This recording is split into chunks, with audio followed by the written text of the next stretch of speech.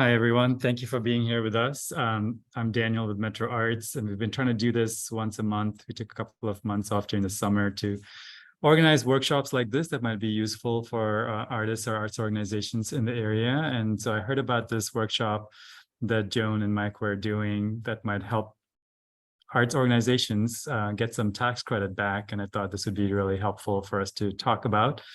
So both Joan and Mike have a lot of experience in supporting arts organizations and nonprofits. They're going to provide a step-by-step explanation about the employee retention credit. And then they'll also explain the rules to qualify and detail how they prepare the submissions to the IRS. So they're going to take it from here. But I just also wanted to say, we also are launching our cultural planning process that will be more public in the coming months. By end of October, we hope to have some meetings. So once we get those details, we'll share them out. Check out our website. We have several call for public art projects open, and we also have some job opportunities open through August 15th. So with that, I'll hand it over to Joan and Mike. Thanks, Daniel. I'm Joan Leonis, and my associate Mike Brewer is also on with me today, and we're going to attempt to talk to you about employee retention credit. There's a lot of bad press about it, and there should be some bad press, which we'll talk about. But we are with a CPA firm, and we want to explain some guidelines to you today and some proper ways to apply for the credit. So with that, I'll just start a little bit about myself. We could go to the next slide. Chuck, next slide.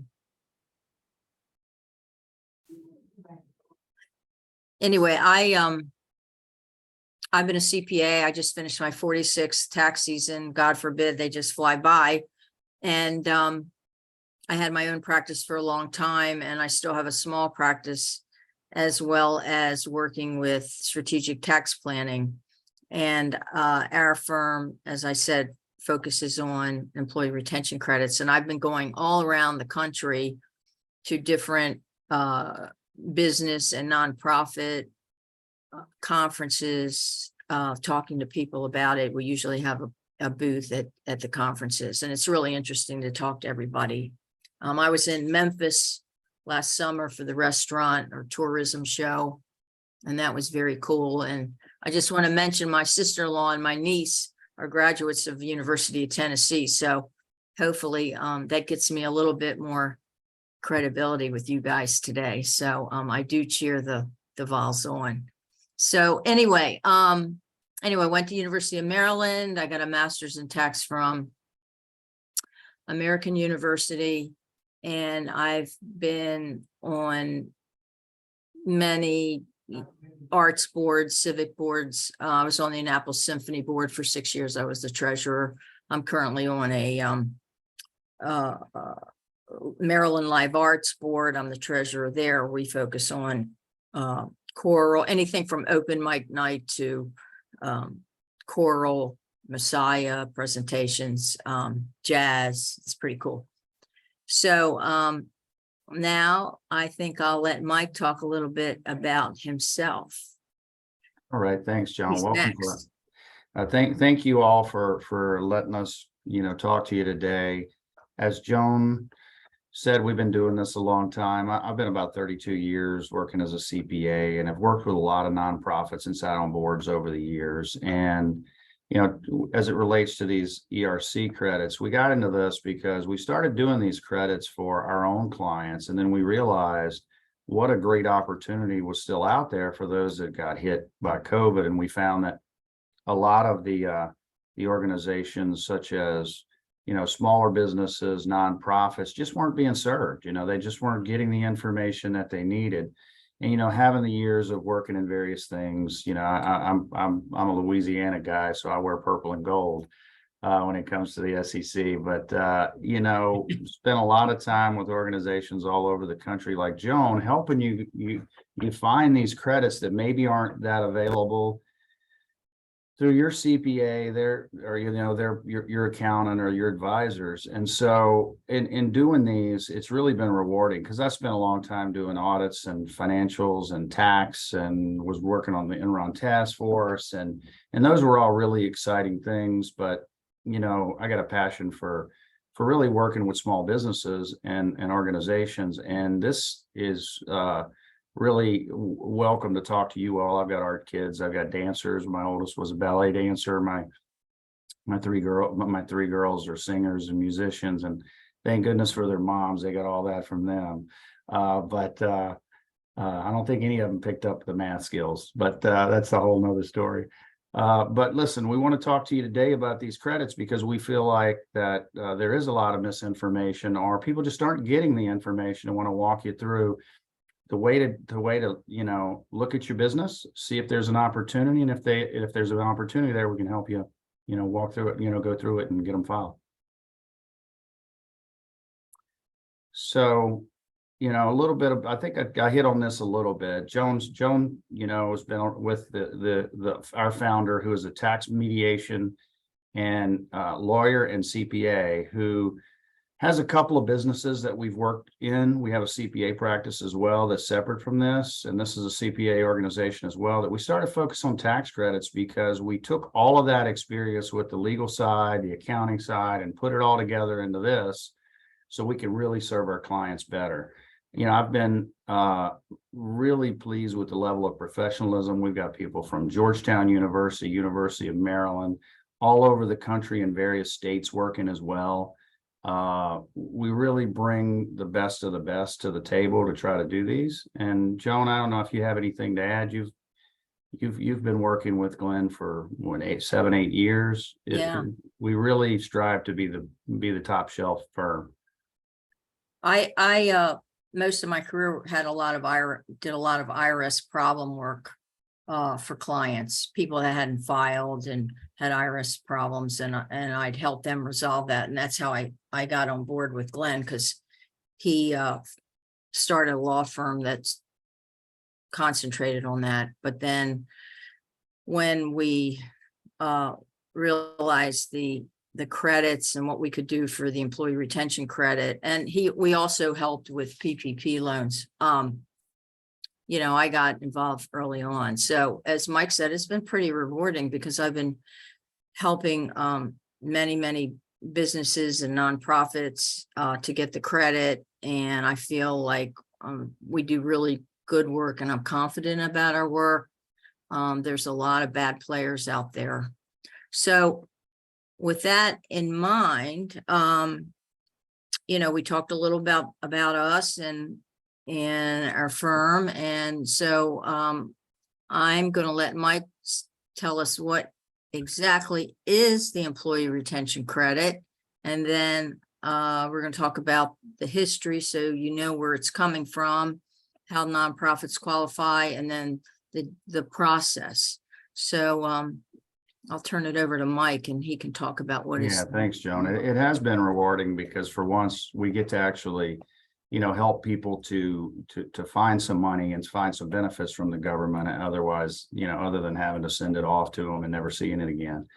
And this is one of those circumstances. So this all really began when the CARES Act came out, when COVID first hit right around March 2020, beginning April 2020. And they started telling everybody to stay home. They said, okay, stay home 2 weeks minimum, and we're going to figure this out. But we want people to be working, keep people on payroll. There's going to be a benefit for you. Like so many, everybody jumped into the PPP first because it was the easiest path. And Joan will kind of tell you a little bit more about that history. But this is not a loan.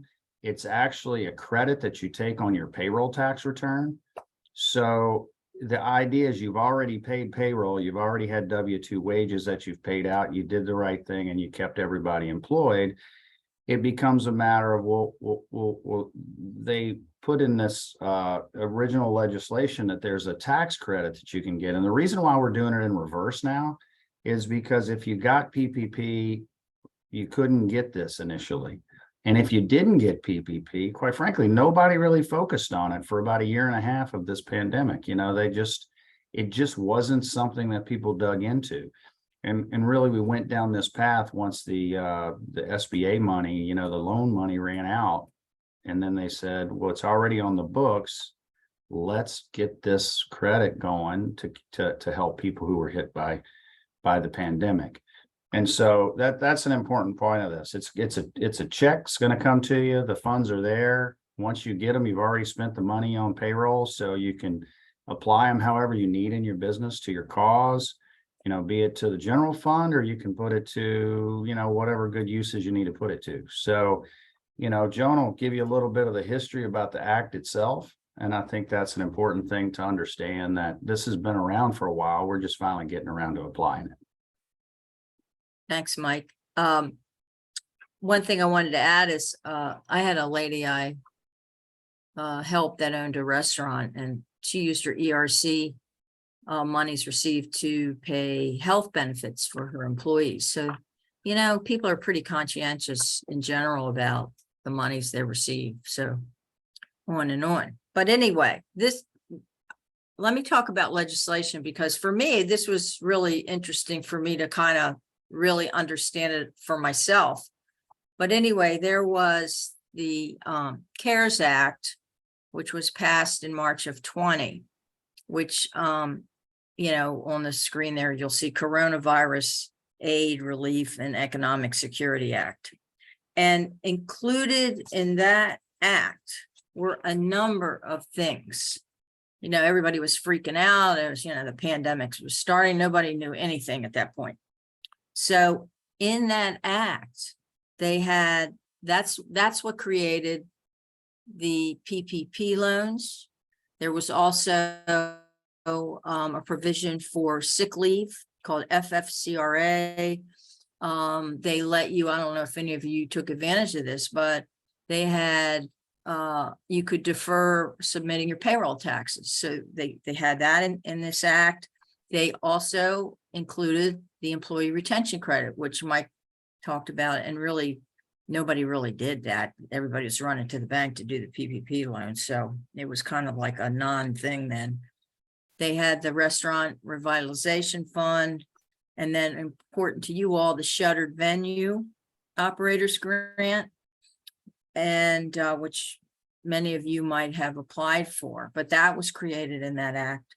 And then the EIDL, which worked through the states, but all that was in that CARES Act in March of 2020. And then what happened was in December, in the Relief Act, this is where the ERC really started getting traction, because you either had to do, prior to this, PPP loan or ERC. So like I was saying, no, and Mike can probably agree with me there, nobody did ERC that I know of. That's true. But yeah. And so they said, okay, you can do the employee retention credit, but you have to subtract out, make an adjustment for the wages that you use to get your PPP loan forgiven. So that's really what got the ERC started. And then after that, there were two other acts, the Rescue Plan Act, which I'm not sure, Mike, I don't know if you know about that one more. There wasn't a whole lot in there that I recall for Yeah. nonprofits. The theme is, right, they just kept adjusting these things, kept coming up with new ideas, and even made a few changes to ERC, right, for the rules, like allowing you to finally get it if you got PPP. Right. But the whole point was to keep going, right, Joan? Just to really keep it, you know, keep some funds out there available for those that were impacted. Right. And one thing I want to talk about, which you all, if you're dealing with your accountant in analyzing the employee retention credit, the IRS issued notice 20, they have these things called you know, rev procs, revenue rulings, you know, memos. They just came, we'll talk about this one memo about the supply side in a little bit, but they came out with IRS notice 2021-20, which is really the Bible. And I mean, I'm going to hold this up here. I've got this loose leaf, and it's like 100 pages. It's great And for I've got- insomnia. Cures insomnia to read it. It's, Yeah, if you can't sleep, this is what you want to read. But anyway, it's got good really intel the on how to do Bible. this. It's yeah, for us, it's the Bible. And the guidelines of what to do to apply, and even the documentation that you need. So, this gives it lots of credibility. And anyway, I just want to mention that notice, because a lot of the rules we're going to be talking about come right out of this IRS notice 2021-20. So that's like kind of like so much legislation, right, John? That the government comes out and they say this is what we want to do, and then the IRS has to put out interpretations to define how to do it. They say, oh, we're going to do this. Well, what does that mean? And we, as practitioners, have lots of questions, and then they come and they clarify. So they did that throughout 2020 with 2 or 3 of those notices, right? That would be a big one. Yeah, and so what happens is, just so you guys understand, the Congress starts talking about this, then the lobbyists run around Capitol Hill and try to, get their desires known. And then they go back and forth, and then they put it in the CARES Act, and then the CARES Act, what's in the CARES Act has to be put into the Internal Revenue Code. So they codified it into the payroll tax section 3134 is about the ERC. And then they start, doing these notices and those kind of things. And at this point, by the way, there really isn't a whole lot of court cases about the ERC. So, we want to be conservative in what we do for the client, make sure it has good standing. So, anyway, I'm going to let Mike talk about the next slide there. Which is a great segue into talking about the government's, view of this. And I think the most important thing, as I look at this slide, and you guys can see what it says there, really is that they're still talking about this 2 months ago. Because a lot of people say, well, wow, COVID's over. Here we are, 2 years later, after they said, or a year and a half later, after Get Back to Work came and masks came off. They're still talking about it a month ago when they're doing this Debt Ceiling and Reconciliation Act, because it's still viable. I mean, the Biden administration brought it up and recognized the program and recognized that it's still out there. So it's a legitimate program. A lot of people have taken benefit of it. But as I said, there's still a lot of people that are underserved, that the money's still available. And, what we want to do is make sure everybody that has access, or has the ability to get it, can go ahead and file for it and get it. So that's why we're still talking about it as well. There's probably until April 30th, you can file for the 2020 portion of the claim, and we'll talk about the 2 claims. So there's still time, and there's still availability out there. We just want to make sure we share that with you. So it's just another point to validate that this is, something the government's still doing. And Mike, can I bring this up to? Absolutely. In the congressional, they had a subcommittee meeting, and they were talking about possibly, like, who knows what they're going to do, but the 21 quarters you have until April of 2025, but they might shorten that up through legislation. There's some talk about that. So yeah, they did discuss that. They decided against it. The government does what the government does. I think the point is, to take advantage, right? To go ahead and get both all periods filed that you qualify for, so that you can go ahead and get in line and get them taken care of. Right. As of today, all good, all full steam ahead. At some point in the future, they could change the rules and say, well, we're going to stop the program and do that. So something to think about. So, the quarters people are eligible for are all of 20. And in 21, generally Q1 through Q3. Now, there's a provision, there's what's called a recovery startup business. And if somebody started a nonprofit or a business after February, I think it's February 15th, 2020, that's all in IRS notice 2021-20, by the way. They can automatically apply for Q4 also. So that's, you know, a nice little perk for somebody that started during COVID, started their business through COVID. Oh, and I want to mention one more thing about the notice. You know, I've been reading this notice like all the time. I've been on planes reading it. People like, what are you reading? Well, anyway, there's a specific verbiage in there saying nonprofits qualify. So for you guys, it's right there. It's right there in the notice. So I just want to mention that. I was thinking about that when Mike was talking. So I just wanted to talk about it.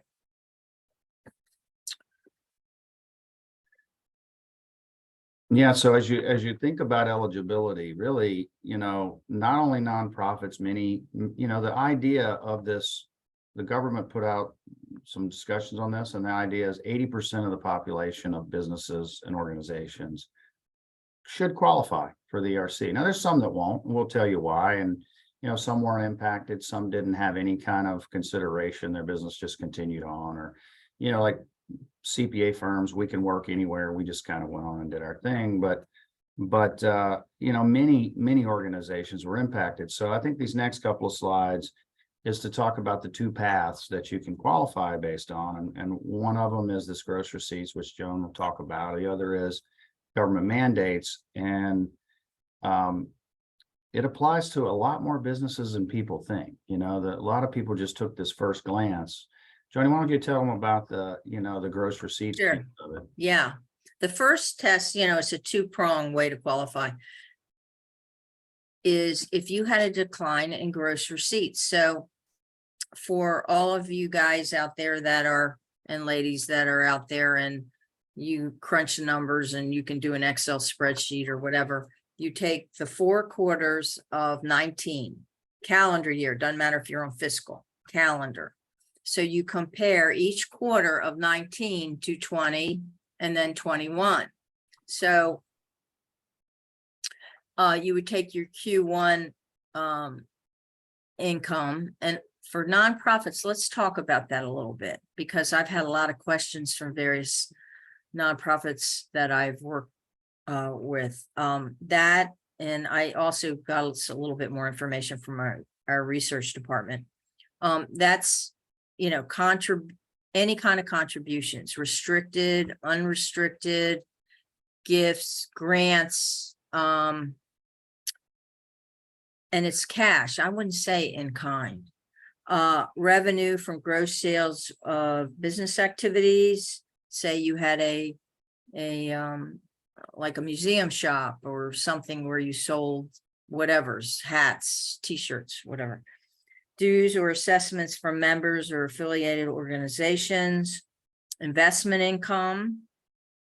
And while we're talking about that, it doesn't mean the increase in your portfolio. So if your portfolio, if you had stocks that went up, but they're still sitting there, that wouldn't count.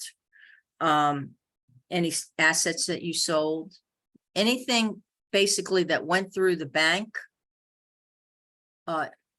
is considered your gross receipts. So in other words, you might have, say, in just let's make this easy. In 19, let's say you had $100 in gross receipts, and in 19 and in 20, it went down to $49. So if you have a 50% reduction, then you would qualify.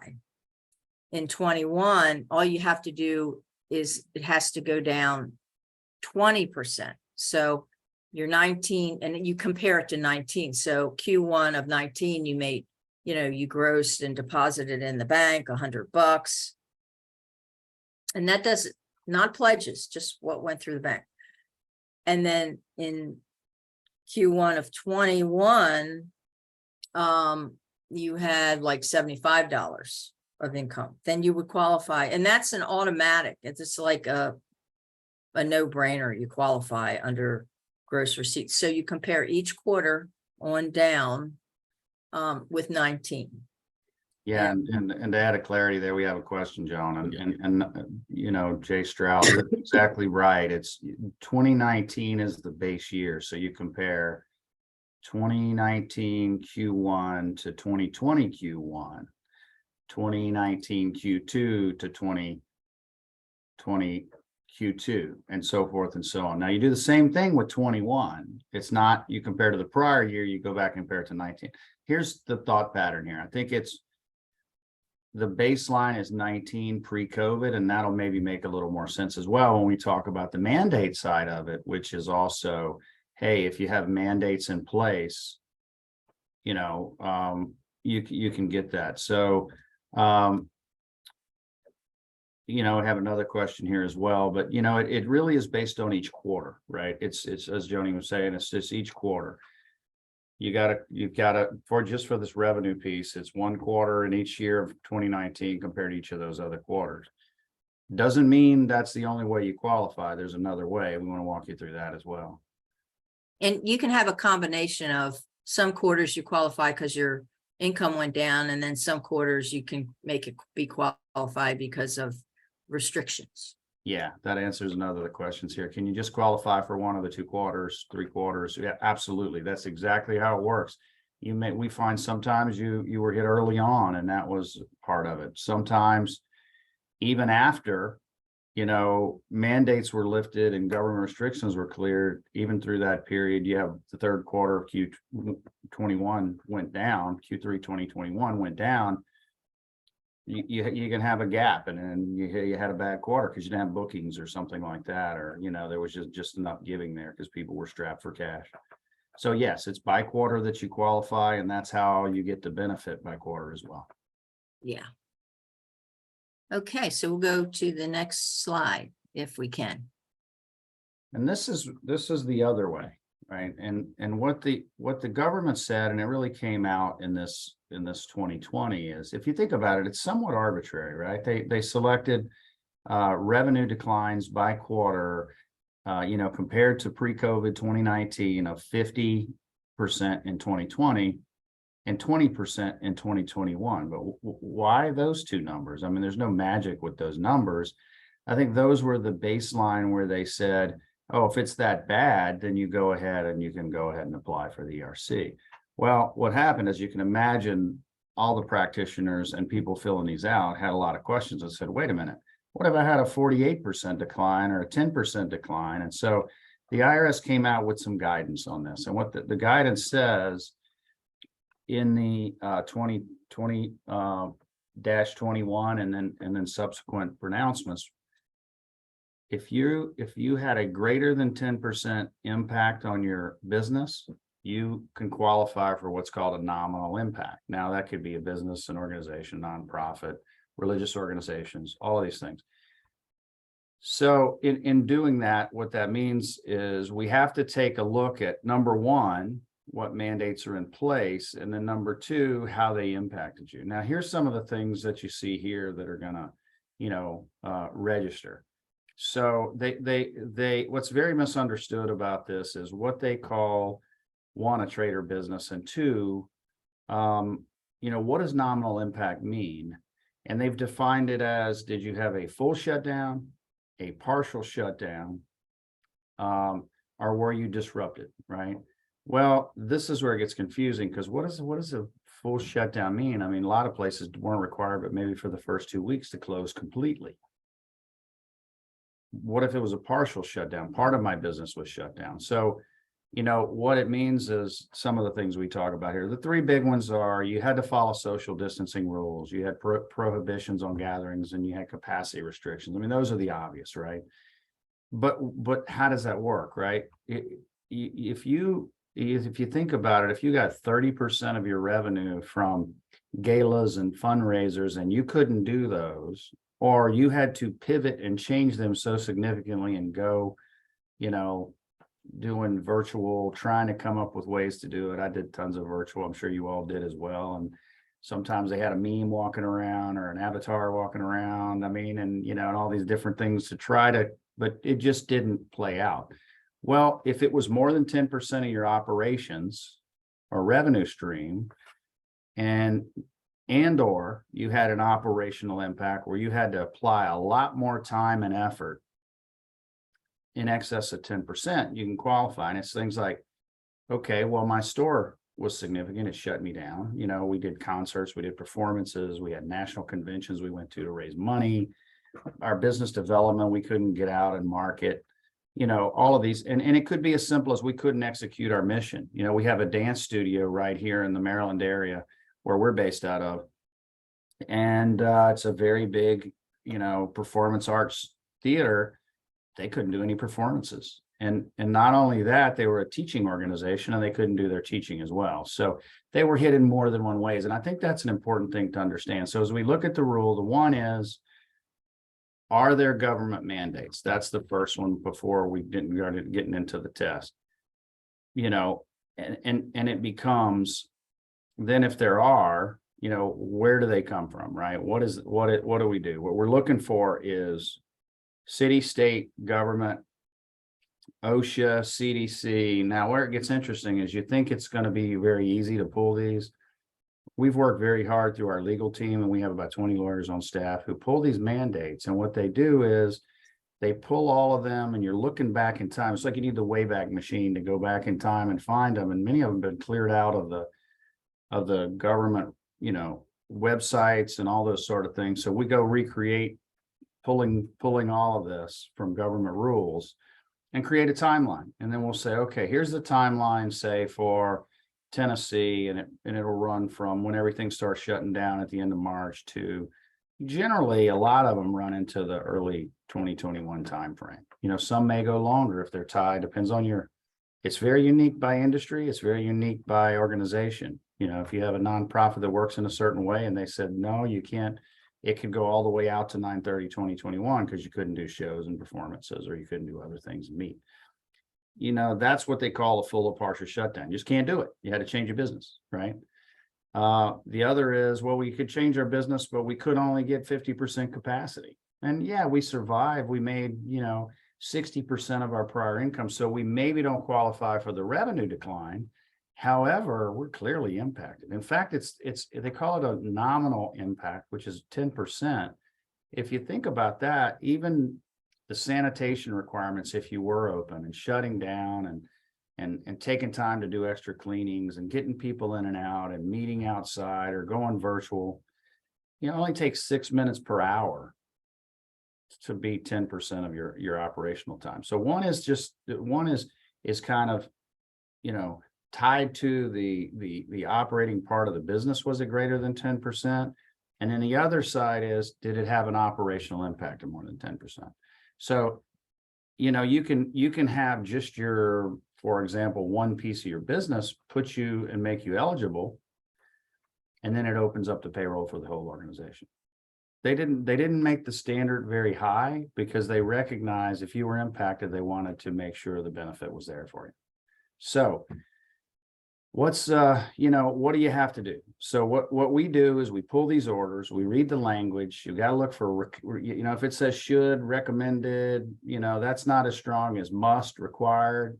We've even had some states where they said, you don't have to, you don't have to do it. It's a should. And then, well, we're going to go around and start ticketing people and fining you if you don't. Well, there it becomes a must, right? So we lay out that fact pattern with our lawyers, and then we interview you and we talk about, well, what happened with you? And everyone's fact pattern is very different. So we want to hear what was going on in your space and see how these apply. And that's how we can, ultimately qualify you. I know that's a lot of information. Maybe we want to see if there's any questions on that so far. We'll certainly take some questions at the end, but does anybody have anything they want to ask about that? Okay. It's all about how you were disrupted. What did you have to do? Did you have to shut down something? Did you have to change the location? Did you have to move on? How does that all work? Can I ask a question? Sure. How is it that you document this for qualification? So we run an organization that does performances only during the summer, and then we have things that go on during the year. So we had to shut down, obviously, in 2020. Our receipts were nothing as compared to 2019, and then 21 was obviously lower as well. But I'm wondering how you document this for purposes of qualifying for this this ERC. It's a great question. There's two ways that we do it. But first all, the overarching approach is we are a CPA firm with the lawyer side. What we do is we build a case study relying upon government mandates that are in place, coming up with a timeline. Then we have our legal team with accountants as well, review the fact pattern through, it's your truth, right? I can't say how you were personally impacted as an organization, but I can tell you that the government said from March 23rd until July 15th, you couldn't gather.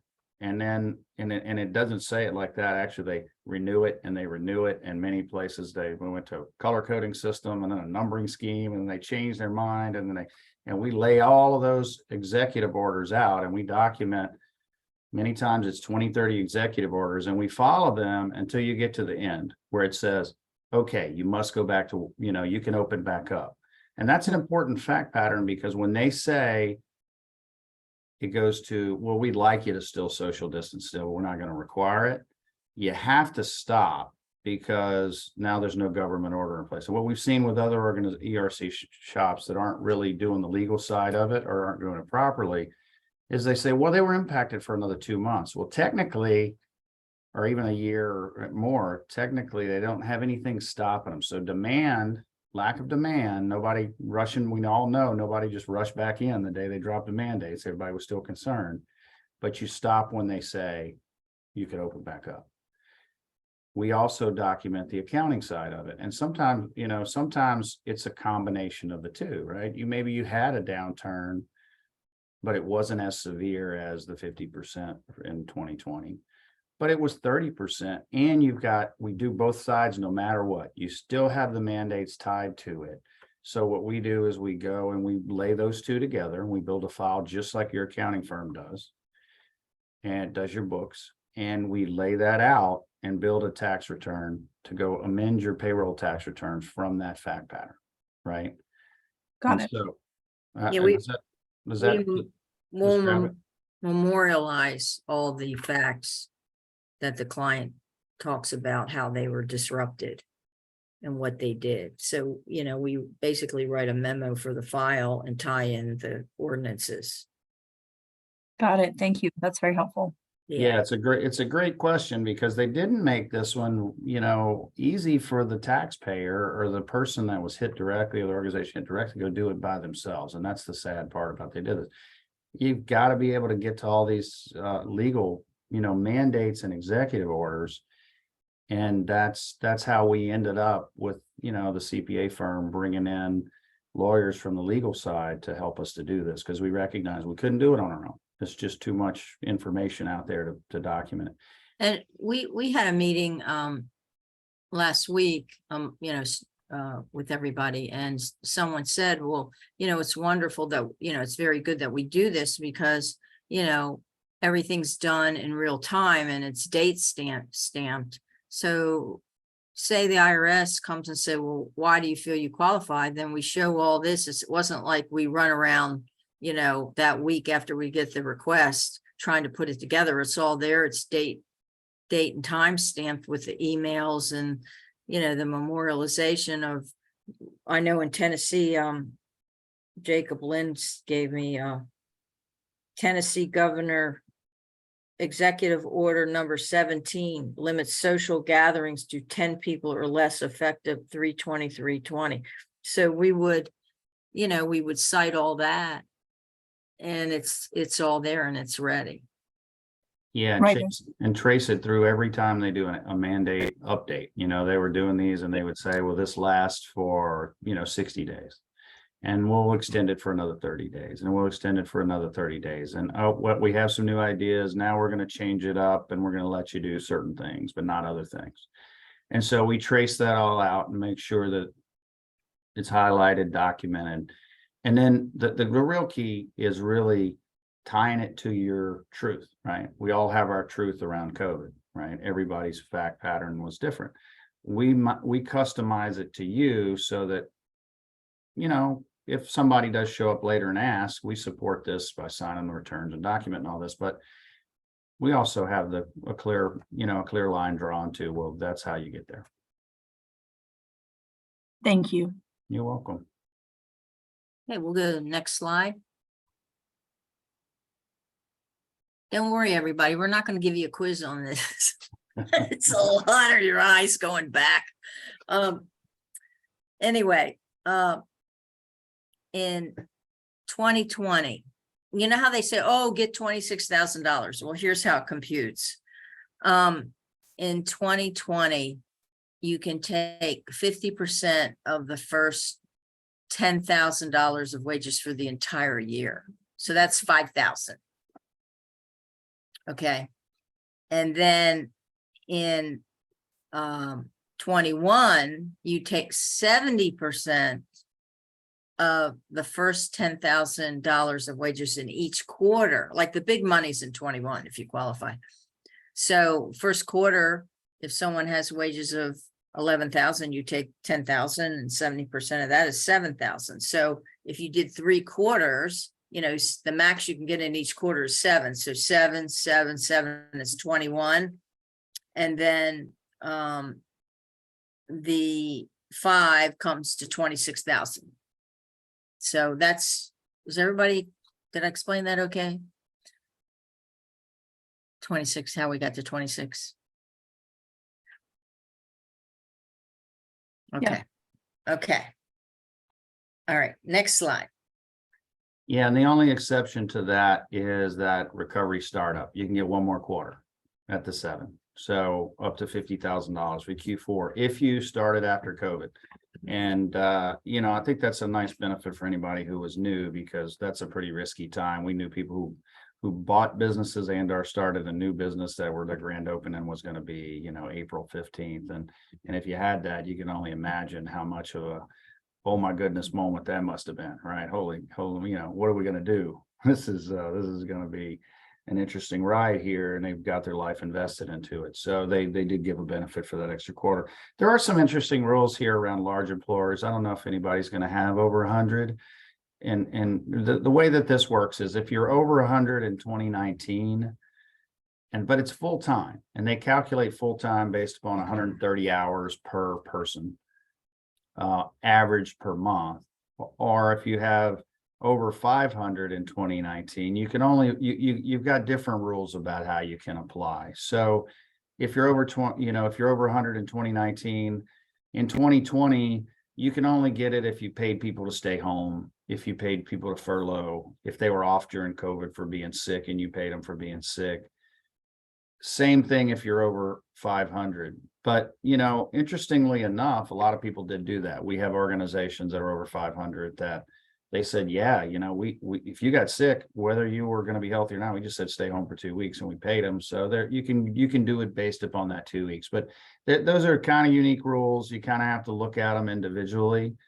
What we find, what happens, a lot of people say, oh, I'm not going to do it because I've got 120 employees. Well, how many of them work 130 hours a week?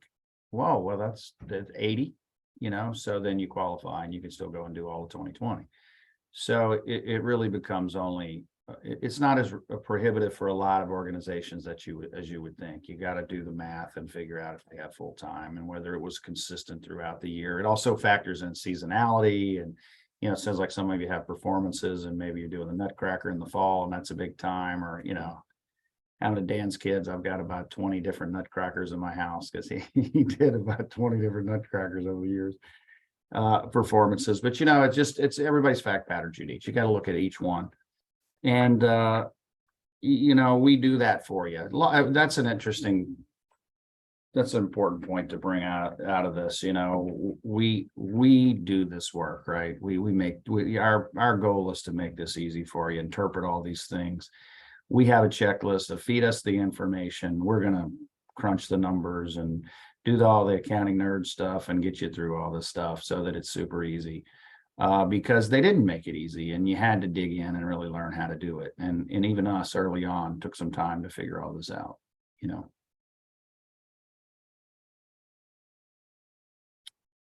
So, you know, to recap, really, you know, hopefully you understand a little bit more about the ERC. How do you get it? You know, you get it based upon the revenue decline or the, you know, impact based upon, you know, the government mandates. We help with both. You know, you tie in and you even have a stronger position. Either one qualify you, but it's you know, they're corroborative, right? I mean, when you have both and you get tied directly to mandates, it's a, you know, it's an easy argument. You know, the rules for eligibility, there's some quirks in there, such as the large employers, such as the recovery startup, new businesses, backing out PPP and doing all this, but that's where we shine in helping you to do all of that.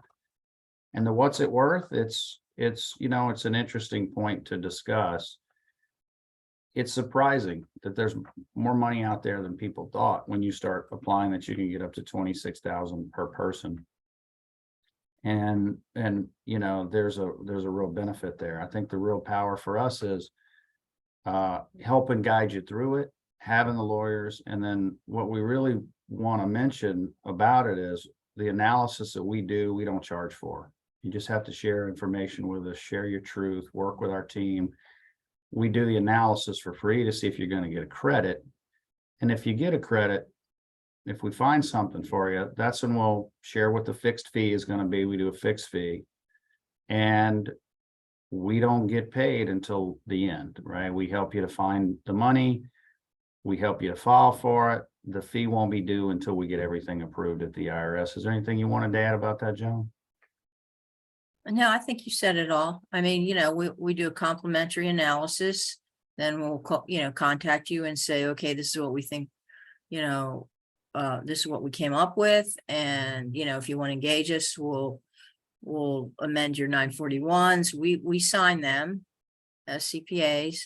Yeah, that's an important point for some of these folks that are just jumping in here to do these. There's some, you've Yeah. probably gotten emails even. There's many of these ERC shops. They're what they call Yeah. ghost signers at the IRS. So like, Yeah. throw your return, good luck. Yeah. And then, I mean, we kind of need to talk about the, Mike, because we're getting short on time. Yeah. The bad actors out there. Yeah, Because, for sure. you know, let me start out the conversation, you know, and Mike, you can probably agree with this. You know, going to all these conferences, I get all these calls. I mean, I even get on my cell phone, you know, I had one today. They don't even say their name. You know, we can get you a tax credit, they say. They, you know, they all lie. But anyway, somebody was at a conference and he was doing it, and the guy used to be a construction contractor. I mean, like, they don't have tax backgrounds, a lot of these people. Yeah. But anyway, here's some of the things to look out. You know, they say that they don't know who they can trust. So when I'm at a conference, I say, well, you know, here I am, blah, blah, blah. And, you know, hopefully you'll trust us to do the work. You know, all I can Google, you know, I tell them, Google me, you'll see I'm for real. But anyway, you know, they don't take out for the PPP wages. They don't sign the returns. They might say, oh, we can get you X amount. And they tell you like in pretty quickly, like it takes us a while to figure everything out because we have to work through everything. Like we were talking about memorializing the restrictions and how you were affected, blah, blah, blah. So, you know, you got to be careful. And the other thing I want to say, and then Mike, I'll turn it over to you, is we are considered a third-party vendor. And I listened to an American Institute of Certified Public Accountants podcast. And your CPA or your board member who's a CPA has a duty to make sure that what we're doing is right. So, you know, we understand that. And, you know, if you're dealing with a vendor already, then your CPA needs to work with them and be assured that what they're doing is proper. Yeah. Hey, So- John, got some questions here too, and they're good questions. We got a, is it salaried or is it contracted 1099? And I hate saying this, it's only salaried. It's one of the things that I hate that they did about this act with the PPP as well, is if you don't have employees and you're paying them through a W-2 wage, and the reason is you got to go file it on a 941 tax return to get the credit. I don't agree with it. I wish it wasn't that way, because all the small businesses that use contractors, you don't get to apply that piece. I think it was a big miss of the legislation, but Right. yeah, you have to get these through the 941. And another, I'm sorry if you got contractors that are going to get left off, because I think that's a really big miss on their part. The other one is, hey, we work across, schools in several counties, many of which had different mandates. That's a great question as well, because we ask you that question. That's why we have to do the interview. That's why these firms that'll say, file and we'll get you your claim in 12 minutes, or you're pre-approved for $200,000. It just doesn't work that way. What we have to do is look at your truth, and you think about that 10% rule. Well, if 10% is in a county that is heavily mandated and the other is not, we want to understand what that means. Now, if you applied this is where it gets also interesting. If you applied, if one is the most heavier mandated and you applied that same rule across all counties, you can take all of it for the full period. If you also have 50% of your revenue in that county, you can still take it for the full payroll for everybody. So that, you don't pick and choose, but you look at the fact patterns and you say, well, our office is here, but we're in town, and the city was very disrupted. That's how it is where I am in the DC Annapolis area. The cities were worse than the counties. And if you had operations there, you certainly count on that. If you delivered into there as a company that delivered into there, you couldn't drive into there, you couldn't see customers there, you couldn't do your performing arts there, you couldn't sell there. So we look at all counties, we look at the fact patterns there, and it will open up generally a broader discussion about restrictions that more than not actually aids in the ability to go get the credit.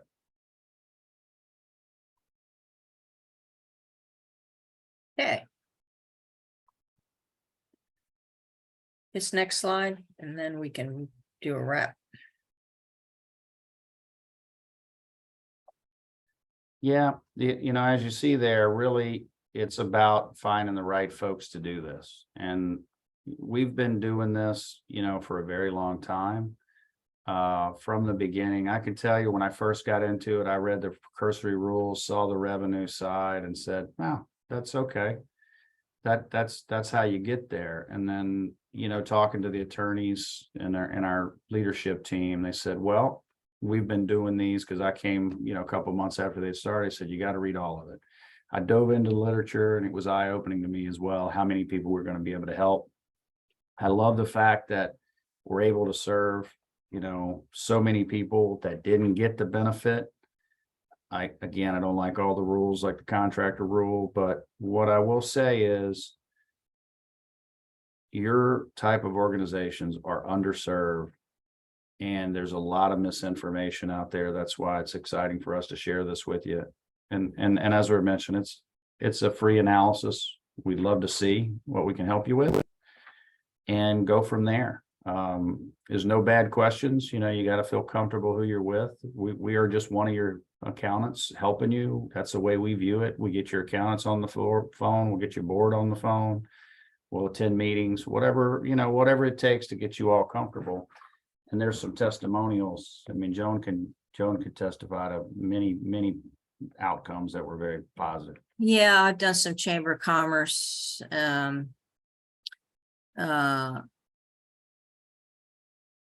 It's kind of self-explanatory there. I've done historical associations, museums, associations.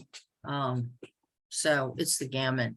Yeah, a lot of organizations that do various things with helping people with coaching, training, teaching, performance art, disabled, and the point is not only for you all, if you have friends that even are for-profit businesses that have businesses that you think about that were hit by COVID and didn't get, this information, it really is something that a lot of organizations can benefit from. You just have to take it through and got to go through the process.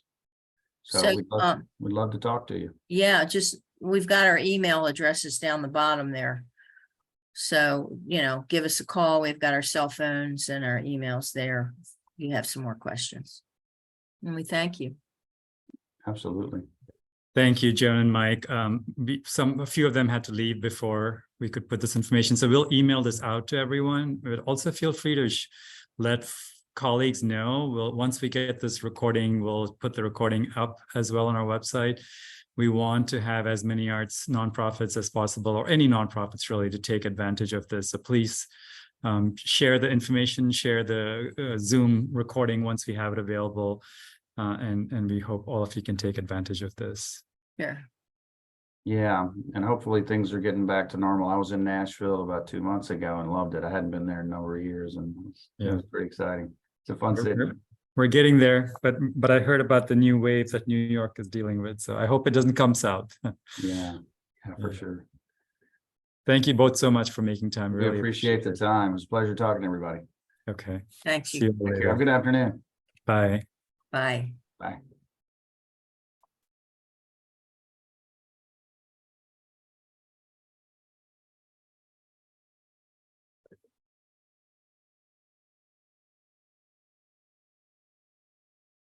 I want to just say thank yous.